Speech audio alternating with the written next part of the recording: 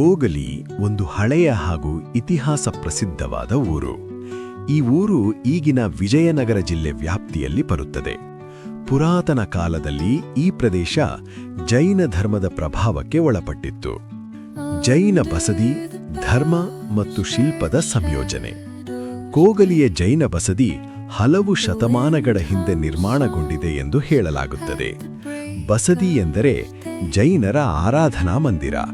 ಇಲ್ಲಿ ಸಾಮಾನ್ಯವಾಗಿ ತೀರ್ಥಂಕರರ ಪ್ರತಿಮೆಗಳು, ಕಲ್ಲಿನ ಸ್ತಂಭಗಳು ಮತ್ತು ಸುಂದರ ಶಿಲ್ಪಕಲೆಯ ಅಂಶಗಳು ಕಾಣುತ್ತವೆ. ಈ ಬಸದಿ ಕಲ್ಲಿನ ಶೈಲಿಯಲ್ಲಿ ನಿರ್ಮಿತವಾಗಿದೆ, ಹಳೆಯ ಶಾಸನಗಳ ಗುರುತುಗಳನ್ನು ಹೊಂದಿದೆ, ಜೈನ ತತ್ವಶಾಸ್ತ್ರದ ಪ್ರಭಾವವನ್ನು ತೋರಿಸುತ್ತದೆ. ಜೀರ್ಣೋದ್ಧಾರ ಕಾರ್ಯ. ಪ್ರಸ್ತುತ ಈ ಜೈನ ಬಸದಿ ಜೀರ್ಣಾವಸ್ಥೆಯಲ್ಲಿದೆ, ಆದರೆ ಸ್ಥಳೀಯರು ಮತ್ತು ಧಾರ್ಮಿಕ ಸಂಘಟನೆಗಳು ಇದರ ಜೀರ್ಣೋದ್ಧಾರ ಕಾರ್ಯವನ್ನು ಆರಂಭಿಸುತ್ತಿದ್ದಾರೆ.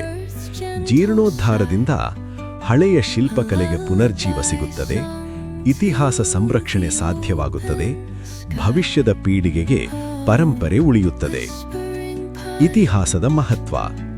ಕೋಗಲಿ ಜೈನ ಬಸದಿ ಕೇವಲ ಒಂದು ದೇವಾಲಯವಲ್ಲ, ಅದು ನಮ್ಮ ಸಂಸ್ಕೃತಿ ಮತ್ತು ಪರಂಪರೆಯ ಜೀವಂತ ಸಾಕ್ಷಿ.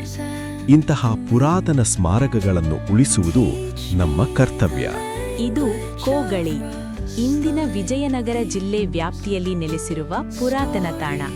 ಜೈನ ಧರ್ಮದ ಪಾವನ ಚಿಹ್ನೆ ಕೋಗಳಿ ಜೈನ ಬಸದಿ.